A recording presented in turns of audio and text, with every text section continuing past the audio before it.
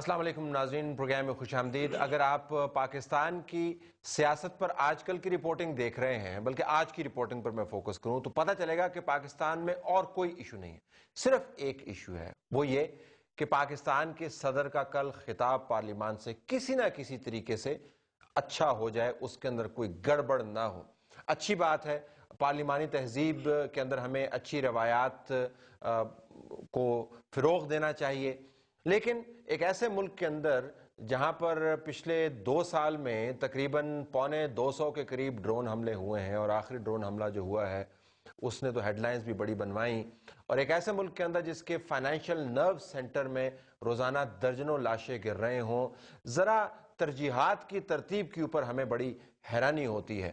جس تگ و دو کے ساتھ، جس انرجی لیول کے ساتھ موجودہ حکومت اور اس کے ایلائز صدر مملکت کے خطاب کو معمول کے مطابق کروانا چاہتے ہیں، اگر پاکستان کے اندر معمول کے مطابق زندگی گزارنے پر بھی اس قسم کی انرجی کا اگر وہ ایگزیبیشن کریں تو بڑی اچھی بات ہوگی۔ ایسا کیوں ہوتا ہے؟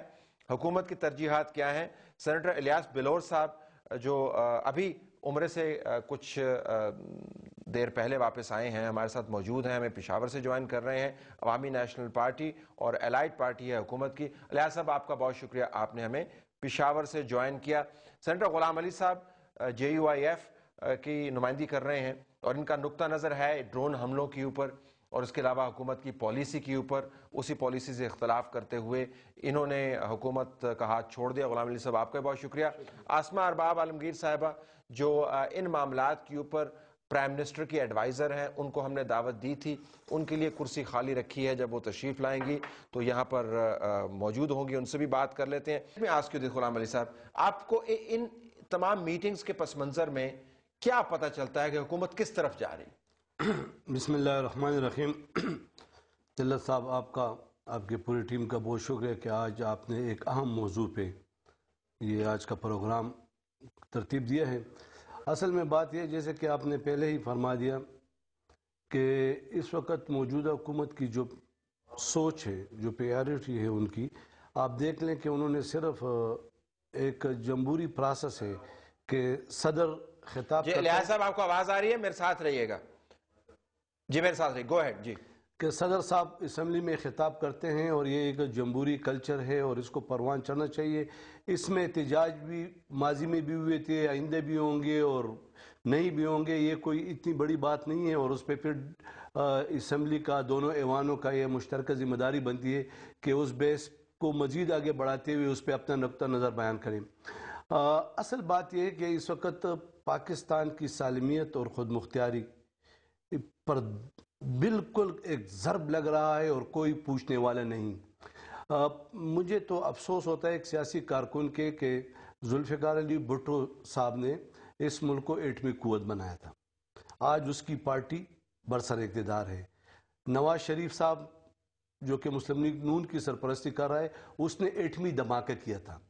تو کیا ایٹمی قوت بنانے والے اور ایٹمی دھماکہ کرنے والے یہ اس لیے قوم نے اتنی بے روزگاری اور مہنگائی اور یہ سب کچھ جذب کر لی تھی کہ اس طرح دونوں پارٹیوں کی حکومت آئے گی جس میں کسی بھی پاکستانی کی جان و مال، عزت و آبرو محفوظ نہیں ہوگا؟ الیاس صاحب کو ریسٹ پہ لیتے ہیں۔ الیاس صاحب، آپ کو آواز آ رہی ہے میری؟ آواز آ رہی ہے جی، مجھے غلام جی الیاس صاحب یہ فرمائے گا حکومت کی ترجیحات، جی ترجیحات کے بارے میں سوال کرتا ہوں، ترجیحات کیا ہیں کہ پارلیمان کے اندر صدر مملکت کا ایڈریس ٹھیک ہو جائے، یا ملک کے اندر لوگوں کی جان و مال اور اس کے تحفظ کا معاملہ ٹھیک ہو جائے؟ دیکھیے، سب سے بڑی بات تو یہ ہے کہ جب ملک کے اندر معاملات ٹھیک نہیں ہوں گے، صدر مملکت تو ایک جمہوری ادارہ ہے، ہماری پارلیمنٹ کا ممبر ہے، وہ پارلیمنٹ کے ممبر کی حیثیت سے اس کو مطلب ہی a part of a parliament, تو وہ پارلیمنٹ کے پارٹ ہونے کی وجہ سے وہ تقریر کریں گے، جیسے غلام علی نے کہا، اس کے اوپر ہم لوگ سب تقریریں کریں گے، اس کے اوپر ہم بات کریں گے، وہ تو الگ بات ہے۔ بات تو یہ ہے کہ ہمیں ترجیحات ہماری یہی ہیں کہ ہم کہتے ہیں کہ ملک میں امن و امان اچھی طرح قائم ہو، اور اس ملک میں جو تباہی ہے ہو رہی ہے اس کو ختم ہونی چاہیے۔ یہ تو سب سے بڑی ترجیحات یہی ہے، اور ملک میں سب سے بڑی بات یہ ہے کہ جو انفلیشن، اتنی ہائی انفلیشن ہے، اس کو ختم ہونا چاہیے۔ آپ کو میری آواز آ رہی ہے؟ بلور صاحب، ہم نے یہ بھی دیکھا ہے کہ پچھلے 4 دن کے اندر جو سب سے بڑی خبر بنی تھی، اس کے اوپر ہمیں ماں سوائے کنڈمنیشن کے علاوہ کوئی ہمیں حقیقتاً میٹنگز ہوتی نظر نہیں آئیں. کیا یہ اچھا ہوتا کہ آپ کی پارٹی کے نمائندگان جو اس صوبے کے لوگوں کی بالخصوص نمائندگی کرتے ہیں پرائم منسٹر صاحب کے پاس جاتے؟ کیا یہ اچھا ہوتا کہ پرائم منسٹر صاحب اور پریزیڈنٹ صاحب اور آپ مل بیٹھ کر سیاسی جماعتوں کو دعوت دیتے کہ ڈرون حملوں سے جو نقصان ہو رہا ہے پالیسی کے ساتھ؟ ایسی کوئی ایکٹیویٹی ہمیں نظر نہیں آتی. صرف ایک ہی ایکٹیویٹی ہے کہ کسی طریقے سے پارلیمان کا سیشن جو ہے جو ہم سمجھتے ہیں اہم ہے وہ آرام سے صبر سے پرامن طریقے سے گزر جائے. دیکھیے 4 دن پہلے میں تو یہاں نہیں تھا، لیکن یہ کہ میں یہ سمجھتا ہوں کہ 4 دن پہلے جو ڈرون حملے ہوئے ہیں اس میں 10-15 آدمی مرے ہوں گے، شہید ہوئے ہوں گے. ٹھیک ہے، یہی بات ہے نا. میں تو یہ سمجھتا ہوں کہ میرے پختونخوا خیبر پختونخوا میں جس وقت 150 آدمی جو پیپل منڈی بلاسٹ میں، جسے میں 9/11 آف پاکستان کہتا ہوں، 150 آدمی بچے عورتیں مرتے ہیں اور 600 آدمی زخمی ہوتے ہیں. وہ بلاسٹ کرنے والوں کے خلاف کوئی بات کرنے والا کوئی بھی نہیں تھا اس وقت.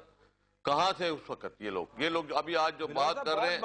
نہیں، آپ نے کی ہے سر، آپ نے کی ہے. جو میرا بھائی بیٹھا ہوا ہے ان میں سے کس نے اس کی کنڈمنیشن کی ہے؟ کسی نے نہیں کی. یہ جو اسلامی جماعتیں ہیں جو الحمدللہ اپنے آپ کو اسلامی جماعتیں کہتے ہیں، انہوں نے میں سے کسی نے کنڈیمیشن کوئی بھی نہیں. آج بھی اوپنلی کوئی کنڈیم نہیں کرتا ٹیررزم کو جو ٹیررزم ہو رہا ہے. میں یہ سمجھتا ہوں کہ یہ ڈرون حملے سے زیادہ ہمارے صوبے میں اپنے خیبر پختونخوا میں جتنی قیامت گزری ہے، جو قیامت یہاں گزری ہے ہم پہ، اس کو اوپر کیوں نہیں کنڈیم کرتے؟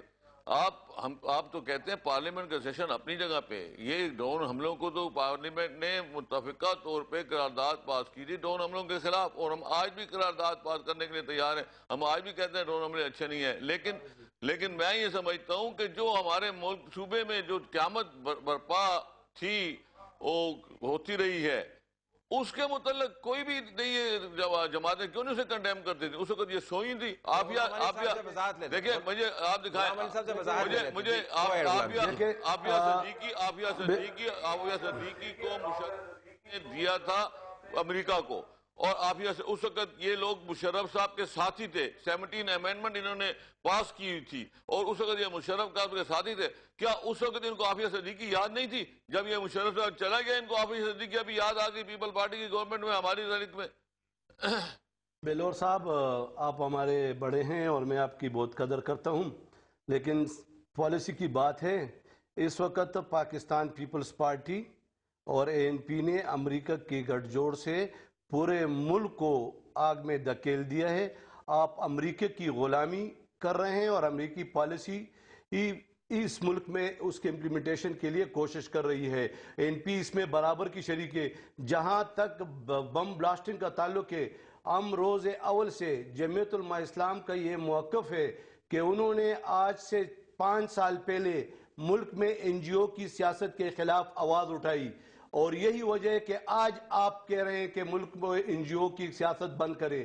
ہم نے پہلے دن سے کہا کہ ملک میں بلیک واٹر ہے، آپ سینٹ میں گواہ ہیں، اور آپ نے کہا کہ کوئی نہیں ہے. اور جب ریمنڈ ڈیوس گرفتار ہوا تو آپ کی جماعت کا بیان کل اخبار میں چھپا ہوا ہے کہ ریمنڈ ڈیوس کا فیصلہ عدالت نے کیا ہوا ہے، یہ ختم ہے اور ہم آخری مسلمان کو ماریں گے. یعنی مسلمان کو آپ دہشت گرد کہہ رہے ہیں. یہ دھماکے بلیک واٹر کر رہی ہے. اور جب ریمنڈ ڈیوس گرفتار ہوا تو ٹھیک ہے، اسلامی قانون کے مطابق انہوں نے دیت وصول کر لی، لیکن اگر ریمنڈ ڈیوس پر صرف یہ الزام نہیں تھا، وہ جاسوس بھی تھا، وہ ملک کا مملکت کا بھی. لیکن سینٹر صاحب بقدر کلامی جو ان کا نقطہ ہے وہ اہم ہے کہ جنرل مشرف کے دور میں، یہی میں کہتا ہوں، دیکھیں جنرل مشرف کے دور میں جمعیت علماء اسلام اپوزیشن میں تھی. آفیہ صدیقی کو حوالہ، یعنی آپ خیبر پختونخوا میں تو آپ حکومت میں، صوبے میں حکومت، لیکن جب ہم صوبے میں حکومت میں تھے تو وفاقی حکومت کے